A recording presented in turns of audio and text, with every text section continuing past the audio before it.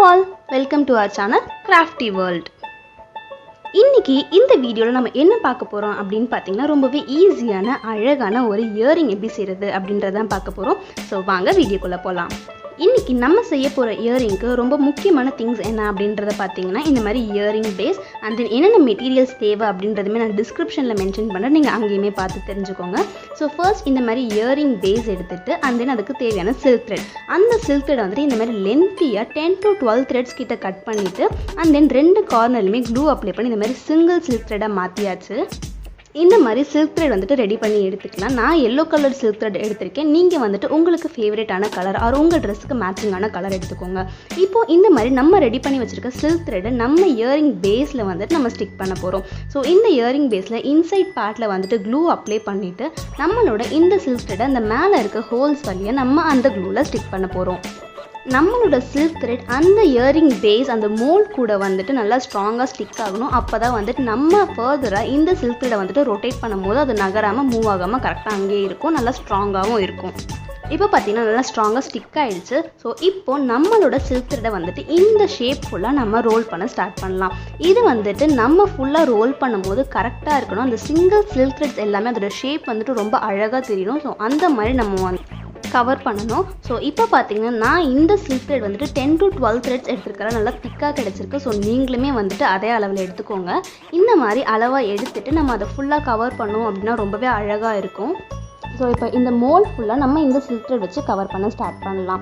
And then இதே மாதிரி handmade earrings, handmade jewellery, bangles, necklace எதெல்லாம் உங்களுக்கு வேணும், நீங்கள் ஹேண்ட்மேடாக யூஸ் பண்ணணும்னு நினைக்கிறீங்களோ அந்த மாடல் இமேஜை வந்துட்டு எனக்கு இன்ஸ்டாகிராமில் மெசேஜ் பண்ணுங்கள். நான் உங்களுக்கு அதே மாதிரி ஒரு மாடல் செஞ்சு தரேன்.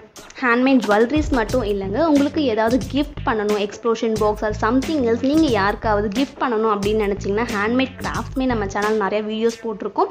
ஃபர்தராகவும் நான் நிறையா வீடியோஸ் மேக் பண்ணுறேன். ஸோ உங்களுக்கு ஏதாவது கிஃப்ட் பண்ணணும் அப்படின்னு நினச்சிங்கன்னா நீங்கள் அந்த மாடலுமே வந்துட்டு எனக்கு இன்ஸ்டாகிராமில் மெசேஜ் பண்ணுங்கள். நான் வந்துட்டு கண்டிப்பாக உங்களுக்கு அந்த மாடலில் ஒரு பர்ஃபெக்டாக அழகான ஒரு கிஃப்ட் கண்டிப்பாக செஞ்சு தரேன். அண்ட் என்னோட இன்ஸ்டாகிராம் ஐடி நான் டிஸ்கிரிப்ஷனில் கொடுத்துருக்கேன். நீங்கள் இன்னும் என்னை இன்ஸ்டாகிராமில் ஃபாலோ பண்ணலாம். இன்ஸ்டாகிராமில் ஃபாலோ பண்ணி உங்களோட மாடல் இமேஜஸை எனக்கு கண்டிப்பாக மெசேஜ் அனுப்புங்க. நான் வந்துட்டு கண்டிப்பாக உங்களுக்கு அதே மாதிரி செஞ்சு தரேன். இப்போ பார்த்தீங்கன்னா நம்மளோட அந்த பேஸ் இயரிங் ஷேப் ஃபுல்லாக நம்ம கவர் பண்ணியாச்சு. அந்த ஃபைனல் டச் பண்ண போகிறோம். ஸோ ஃபைனலாக அந்த ஒரு சின்ன ஸ்பேஸ் மட்டும் நம்ம கவர் பண்ணணும். ஸோ கவர் பண்ணிவிட்டு நம்மக்கிட்ட இருக்க பேலன்ஸ் எக்ஸ்ட்ரா த்ரெட் என்ன பண்ண போகிறோம் அண்ட் இதை எப்படி ஃபினிஷ் பண்ண போகிறோன்றதை இப்போ பாருங்கள். அந்த லாஸ்ட் த்ரெட்டில் பேக் சைடில் க்ளூ அப்ளை பண்ணணும். ஃப்ரண்ட்டில் அப்ளை பண்ணக்கூடாது, பேக் சைடில் க்ளூ அப்ளை பண்ணிவிட்டு த்ரெட் ரொம்ப லாங்காக இருக்கிறதால அந்த அடிஷ்னல் த்ரெட்டை வந்துட்டு கட் பண்ணி எடுத்துடலாம். கட் பண்ணிட்டதுக்கப்புறம் நம்ம க்ளூ அப்ளை பண்ண அந்த பேக் சைடை வந்துட்டு நம்மளோட ஷேப்க்கு இதில் ஸ்டிக் பண்ணிடணும். ஸோ இப்போ பார்த்தீங்கன்னா ரொம்பவே அழகாக இருக்குது, ரொம்ப சூப்பராக வந்துட்டு இதை நம்ம ரெடி பண்ணிட்டோம். அண்ட் தென் அந்த எல்லோ கலருங்கிறதால அந்த ஷேட் வந்துட்டு ஷைனிங் செம்ம பர்ஃபெக்டாக அழகாக இருக்குங்க. இப்போது இதை அடிஷ்னலாக அழகாக்கிறதுக்கு நம்ம என்ன பண்ண போகிறோம்னு பார்த்தீங்கன்னா இந்த மாதிரி கோல்டு செயின் யூஸ் பண்ண போகிறோம். ஸோ குட்டி குட்டியாக கோல்டன் பீட்ஸ் இருக்க இந்த செயின் தான் நம்ம யூஸ் பண்ண போகிறோம். இந்த செயின் வந்துட்டு இந்த அளவுக்கு அந்த ஷேப் அளவுக்கு வந்துட்டு நம்ம கரெக்டாக மெஷர் பண்ணி கட் பண்ணிடலாம். ஸோ அந்த அடிஷ்னல் செயின் இருக்குல்ல அதை வந்துட்டு இந்த மாதிரி கட் பண்ணி எடுத்துட்டு நம்ம இப்போது இந்த மெஷர் பண்ணி வச்சுருக்க செயினை நம்மளோட ஷேப்பில் ஸ்டிக் பண்ண போகிறோம். ஸோ சில்க் த்ரெட்னால நம்ம யூஸ் பண்ண போகிற க்ளூ வந்துட்டு ஃபேப்ரிக் க்ளூ, ஃபெவிக்ரில் தான். ஸோ அதை வந்துட்டு நம்மளோட இந்த ஷேப் அந்த லாஸ்ட் பார்ட் ஃபுல்லாக வந்துட்டு ஒரு சிங்கிள் லேயராக க்ளூ அப்ளை பண்ணிடலாம். இதில் பார்க்கும்போதே உங்களுக்கு தெரியும் அந்த எல்லோ கலர் சில்க் த்ரெட் வந்துட்டு எவ்வளோ ஷைனிங்காக நமக்கு கொடுக்குது. இந்த லைட்டிங்ஸ் அண்ட் சன்லைட்டில் வந்துட்டு அதை போட்டுட்டு போனீங்கன்னா ரொம்பவே அழகாக இருக்கும். ஸோ அதுக்காக தான் நான் எல்லோ கலர் சூஸ் பண்ணியிருக்கேன். இப்போ நம்ம க்ளூ அப்ளை பண்ணிட்டதுக்கு அப்புறம் நம்மக்கிட்ட இருக்க இந்த கோல்டன் கலர் செயினை வந்துட்டு இந்த மாதிரி ஸ்டிக் பண்ணிட்டோம் அப்படின்னா நம்மளோட இயரிங் வந்துட்டு பாதி ரெடி ஆயிடுச்சு. இப்போது இதை இன்னுமே அட்ராக்டிவாக மாற்றுறதுக்கு இதில் நம்ம அடிஷ்னலாக இன்னும் கொஞ்சம் திங்ஸ் சேர்க்க போகிறோம். அது என்னன்னு பார்த்தீங்கன்னா இந்த மாதிரி குட்டி குட்டியான கோல்டன் ஸ்டோன்ஸ். ஸோ இதுக்கு முன்னாடி ஒரு பிளாக் கலர் இயரிங்கில் நான் இதே மாதிரி வந்துட்டு ஸ்டோன்ஸ் இதே ஷேப்பில் வந்துட்டு நான் யூஸ் பண்ணியிருப்பேன். ஸோ அதுதான் வந்துட்டு நம்ம இந்த இயரிங்லையுமே பண்ண போகிறோம். ஸோ இந்த மாதிரி குட்டி குட்டி கோல்டன் ஸ்டோன்ஸ் இந்த மாதிரி அந்த ஃப்ளவர் பெட்டல் ஷேப்பில் வந்துட்டு இருக்கும். உங்கள்கிட்ட ரவுண்ட் ஷேப்ஸ் இல்லை வேறு ஏதாவது ஷேப்பில் வேறு ஸ்டோன்ஸ் இருந்துச்சுன்னா கூட நீங்கள் யூஸ் பண்ணிக்கலாம். இப்போது இந்த ஸ்டோன்ஸ் நம்ம இந்த இயரிங் பேஸில் எப்படி யூஸ் பண்ண போகிறோன்றதை பார்க்கலாம். ஸோ ஃபர்ஸ்ட் இந்த மாதிரி அந்த ஒரு ஸ்டோன் மட்டும் எடுத்துட்டு அதில் பேக் சைடில் க்ளூ அப்ளை பண்ணிவிட்டு இந்த ஸ்டோனை வந்துட்டு நம்மளோட இந்த இயரிங் பேஸில் இந்த மாதிரி ஸ்டிக் பண்ண போகிறோம். ஸோ நான் எந்த ஷேப்பில் ஸ்டிக் பண்ணுறனோ அதை நல்லா பாருங்கள். அதே மாதிரி வந்துட்டு நீங்களும் ஸ்டிக் பண்ணிங்கன்னா உங்களுக்கு அந்த ஷேப் வந்துட்டு ரொம்பவே க்யூட்டாக அழகாக இருக்கும்.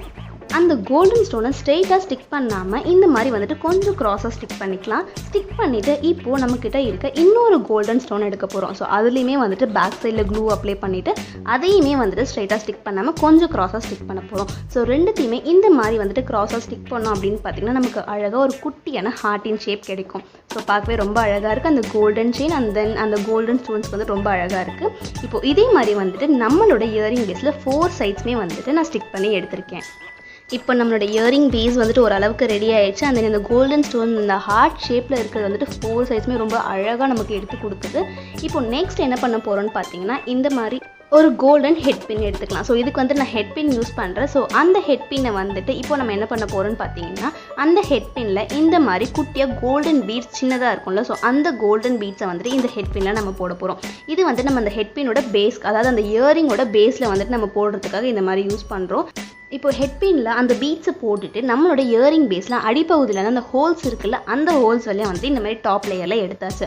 இப்போது மேலே பேலன்ஸ் இருக்க ஹெட் பின் இருக்குல்ல, அதில் நம்ம என்ன பண்ண போகிறோம்னா அகைன் வந்துட்டு ஒரு குட்டி கோல்டன் கலர் பீட்ஸ் போட போகிறோம். ஸோ நம்ம பாட்டம் லேயரில் என்ன போட்டோமோ அதே தான் வந்து நான் டாப் லேயர்லையுமே யூஸ் பண்ணியிருக்கேன். ஸோ இந்த மாதிரி அந்த கோல்டன் பீட்ஸ் போட்டுட்டதுக்கு அப்புறம் மேலே அடிஷ்னலாக வந்துட்டு ரொம்ப எக்ஸ்ட்ரா ஹெட் பின் இருக்க மாதிரி இருக்குது. ஸோ அதை வந்துட்டு கார்னரில் கொஞ்சம் கட் பண்ணி விட்டுட்டு பேலன்ஸ் இருக்க ஹெட் பின்னை இந்த மாதிரி பெண்ட் பண்ணி விட்டுடலாம். ஸோ இப்போது பார்த்தீங்கன்னா இந்த மாதிரி நான் சின்னதாக பெண்ட் பண்ணியிருக்கேன். ஸோ அதுவுமே பார்க்க ரொம்ப அழகான ஒரு ஷேப்பில் நமக்கு பர்ஃபெக்டாக கிடச்சிருக்கு.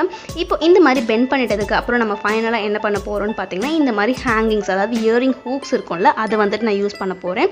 ஸோ இதுலேயுமே வந்துட்டு நான் கோல்டன் கலர் தான் யூஸ் பண்ணுறேன். ஸோ இப்போ வந்துட்டு அந்த கோல்டன் கலர் இயரிங் ஹூக்ஸில் வந்துட்டு அந்த கார்னரில் ஐபின் மாதிரி வந்துட்டு சின்ன ஹோல்ஸ் இருக்கும்ல, அந்த ஹோல்ஸை வந்துட்டு கொஞ்சமாக நீக்கி விட்டுட்டு பேலன்ஸ் இருக்கிறத வந்துட்டு நம்ம ரெடி பண்ணி வச்சுருக்க ஹெட் பின் பெண்ட் பண்ணி வச்சுருக்கோம்ல, அதில் வந்துட்டு இந்த மாதிரி மாட்டிட்டு அந்த நம்ம நீக்கிவிட்டு அந்த ஸ்பேஸஸை வந்துட்டு நம்ம டைட் பண்ணிடலாம். ஸோ டைட் பண்ணிட்டோம் அப்படின்னு பார்த்தீங்கன்னா நம்மளோட இயரிங் வந்துட்டு ஃபுல்லாகவே ரெடி ஆகிடுச்சு.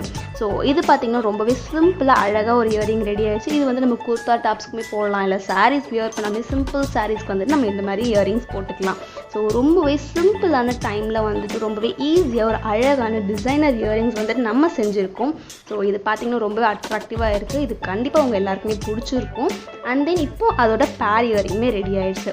இதில் ரொம்ப அட்ராக்டிவ் என்னென்னு பார்த்தீங்கன்னா அந்த எல்லோ கலர் சில்க் த்ரெட் தான். அதோட ஷைனிங் வேறு லெவலில் இருக்குங்க. அண்ட் தென் அதில் அந்த golden beads, golden stones use பண்ணியிருக்கிறது அது இன்னுமே ரொம்ப அட்ராக்டிவாக இருக்குது.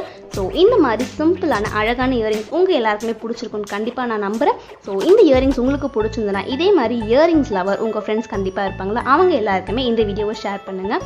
அண்ட் நீங்கள் கிராஃப்டிவ் சேனலுக்கு நியூவாக இருந்தீங்கன்னா, நீங்கள் இன்னும் நம்ம சேனலை சப்ஸ்கிரைப் பண்ணலை அப்படின்னா மறக்காமல் சப்ஸ்கிரைப் பண்ணிவிடுங்க. அண்ட் பக்கத்தில் இருக்க பெல் ஐக்கானையுமே ப்ரெஸ் பண்ணிவிடுங்க. அப்போ தான் வந்துட்டு நான் இந்த மாதிரி earring videos, bangles videos, craft videos போடுறது எல்லாமே உங்களுக்கு கரெக்டாக நோட்டிஃபிகேஷனாக வரும். அண்ட் தென் நீங்களுமே மிஸ் பண்ணாமல் பார்ப்பீங்க. ஸோ இதே மாதிரி ஒரு சூப்பரான நெக்ஸ்ட் வீடியோவில் வந்துட்டு கண்டினியூ பண்ணலாம். So finally thank you so much for வாட்சிங் திஸ் வீடியோ.